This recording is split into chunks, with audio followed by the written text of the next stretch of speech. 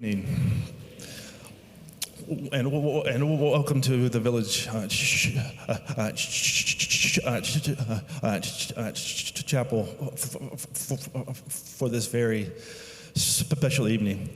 My name is Stephen Gorley. I'm the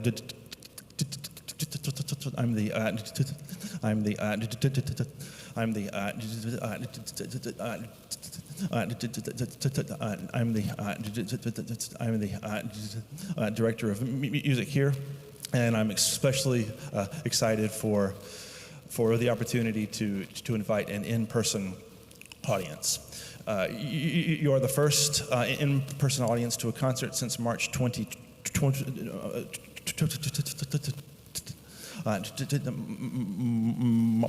March of last year. I would also like to extend a welcome to those viewing this via live stream or archived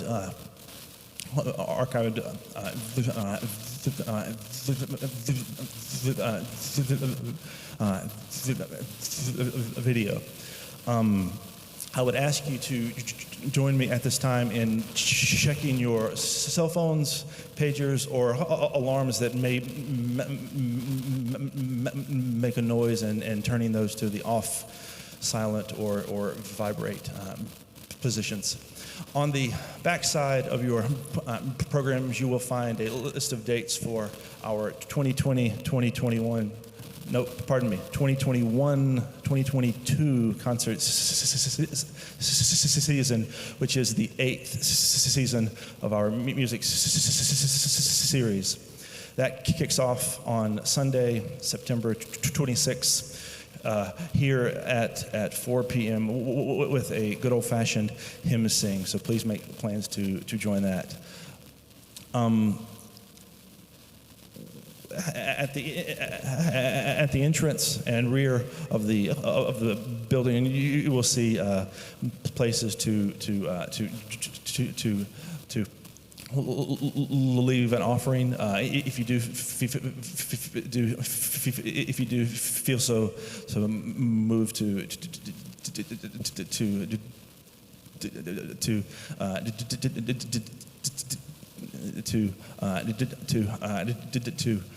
do so as you leave this evening. We are blessed beyond measure to have so many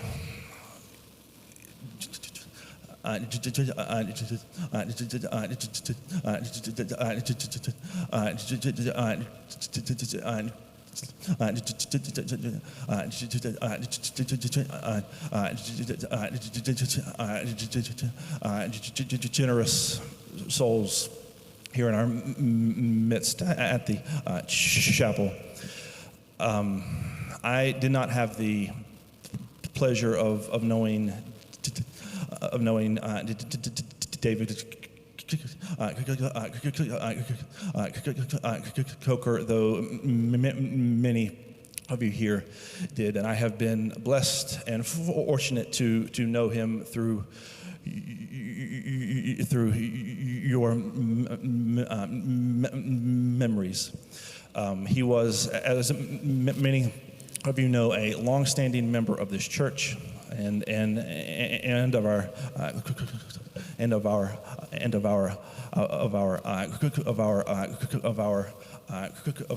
choir as well. Next to his skills as a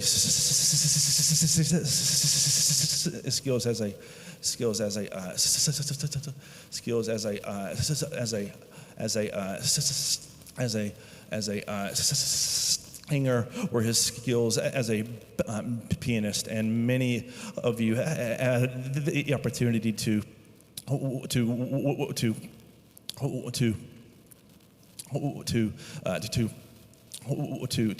see and hear him play for many hours on this very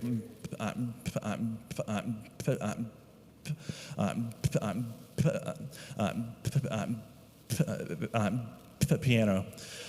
When back at the start of the year, when it was apparent that our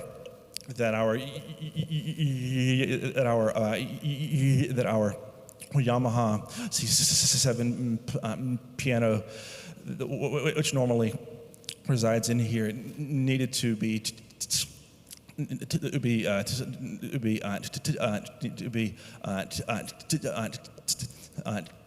taken away for extensive refurbishment. A door opened on the other side, and we were offered this very generous contribution of the Steinway M studio grand, which sits behind me now. And when the Yamaha is returned, the Steinway will be housed in our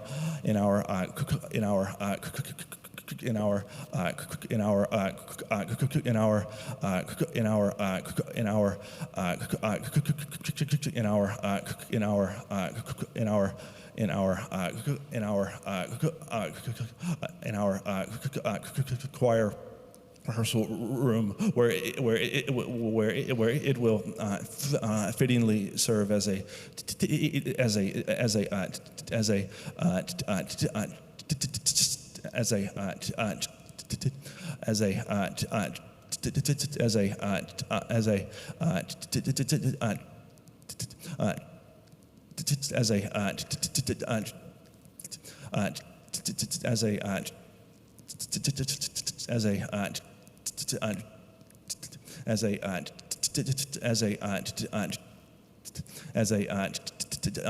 teaching instrument. I would like to say, especially to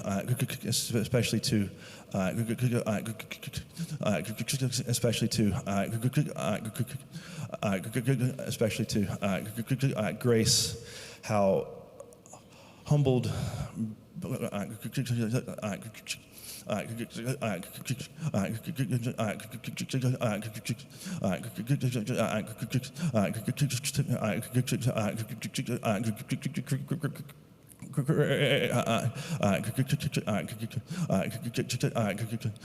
grateful and blessed we are to have the by your generosity, and it will be our pleasure to honor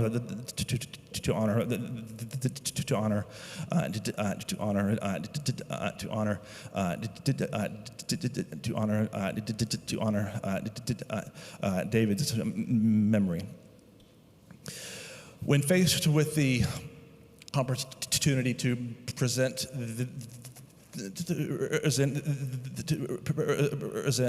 this instrument in concert, there was really only one local option. You will see in her bio and soon hear in her playing just how privileged we are to be able to call Dr. Henckel as one of our own here in more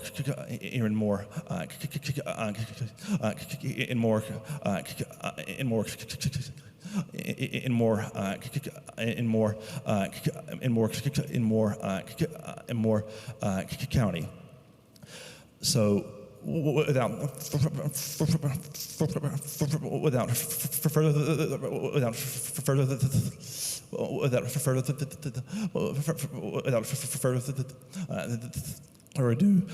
ado, would you please join me in welcoming Dr.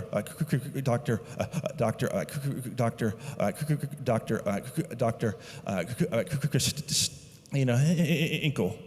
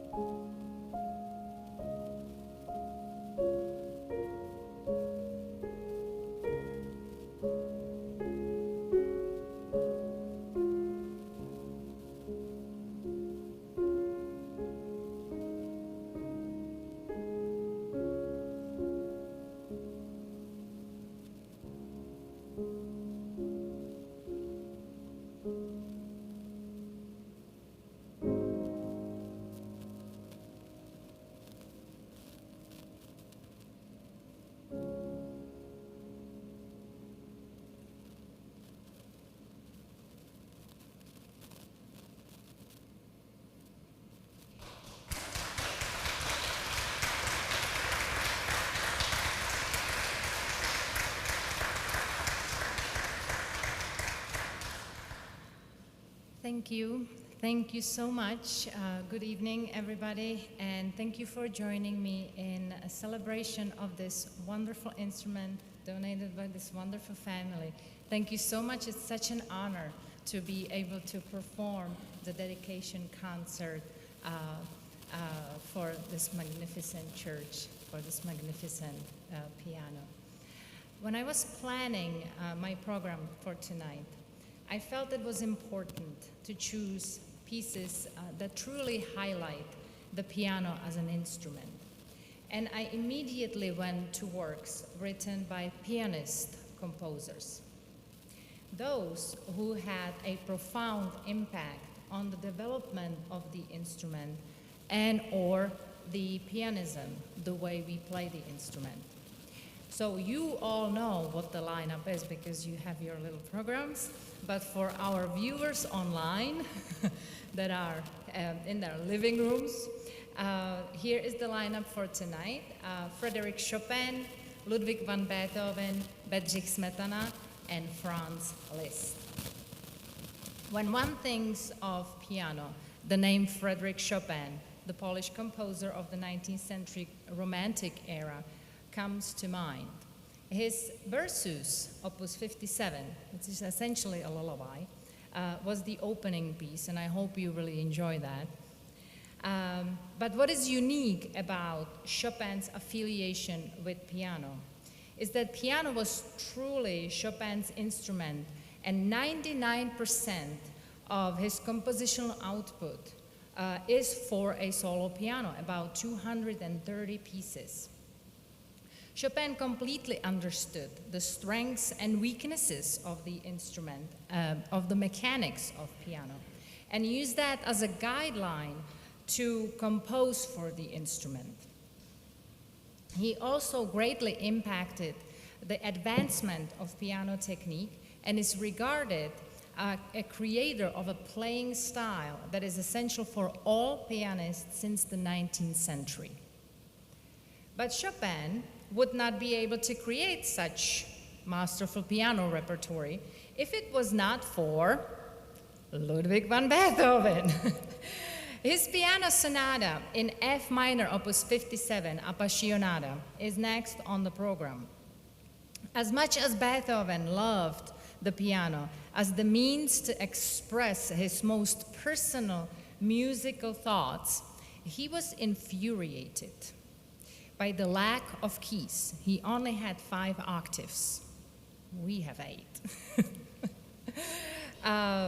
And the limited sound production of the wooden instruments of his time. Because of this long life struggle, Beethoven constantly challenged the piano makers to build an instrument with an extended keyboard and a stronger body. We owe a depth of gratitude to Beethoven because of his persistence regarding the improvements of the instrument. Without him, we may not have these magnificent sounding instruments. Sadly, Beethoven did not find a piano during his lifetime he would be willing to publicly perform the Appassionata on.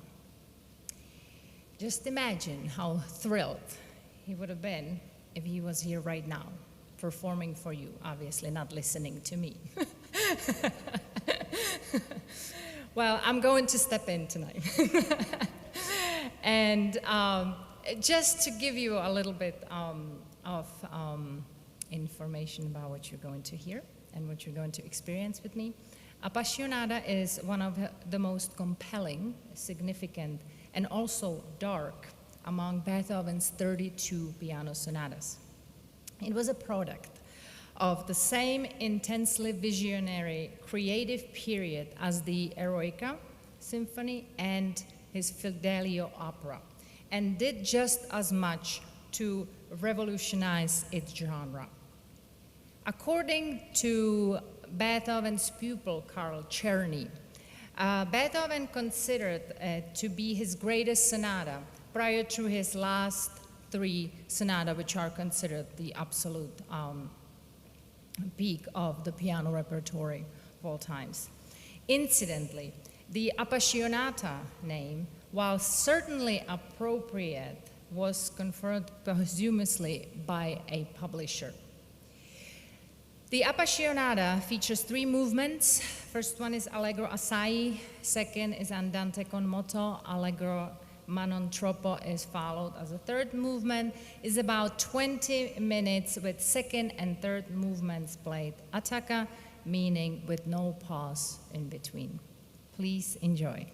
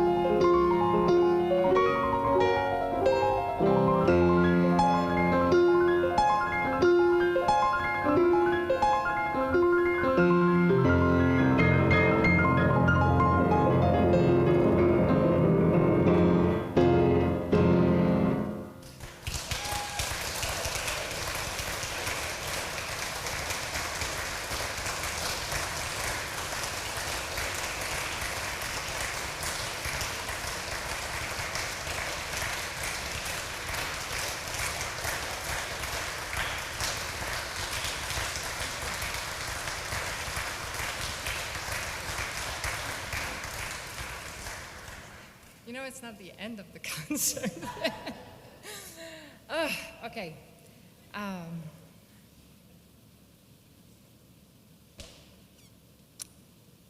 Kind of have to let it go.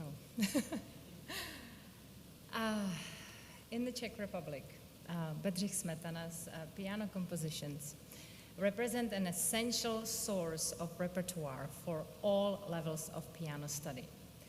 The popularity of his concert piano works, including the Czech dances you will hear tonight, compare to the popularity of the most beloved piano works of the standard repertory. Smetana began his music career as a virtuoso pianist. After an extensive period of concertizing and meeting Franz Liszt and Frédéric Chopin, not Beethoven, he took a 13-year break from piano. He only returned to his favorite instrument once more after his tragic loss of hearing, little affiliation with Beethoven in that sense, with a composition of the Czech dances. Smetana wrote his dances as a reaction to the publishing of, I feel like, well-known Dvořák Slavonic dances. Smetana reportedly stated that Dvořák failed to deliver a genuine example of the Czech folk music in his Slavonic dances, and he, Smetana, needed to step in to fill the gap. And he did. For several dances of the cycle, he chose a specific Czech folk tune melody or melodies as the main theme. While this approach made the cycle extremely popular in Czech, it has never quite made it into the international repertory, unlike Dvořák Slavonic dances. Well, you will get to hear it tonight. I have two of those dances for you. The first one is titled Dupak, which is a stomping dance, and you will be able to hear those stomps. And the second one is the final dance of the cycle by name Skočná, which is a jump dance. Both these dances are actually a type of polka. The featured folk song in Dupak, in the first dance, is bagpipe song, and it occurs as a second theme in the dance. Skočná, the last one, does not contain a specific folk tune, but it is rather the rhythm of the dance itself Smetana features here. So please enjoy.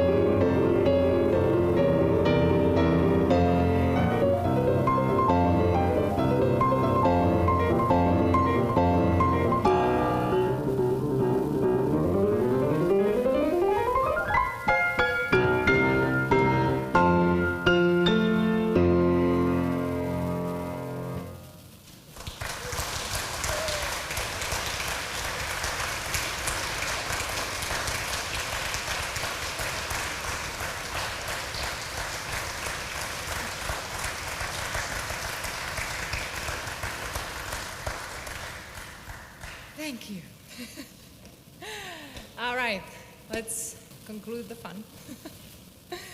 And let us enter the world of the ultimate 19th century piano virtuoso, Franz Liszt. A pupil of Karl Czerny, who was the pupil of Ludwig van Beethoven, Liszt truly became a virtuosic royalty and celebrity. A great part of his shows was performing transcriptions of works by other composers. Some works, such as Fantastic Symphony by Hector Berlioz, were introduced to audiences this way, and based on those performances were then commissioned for orchestra.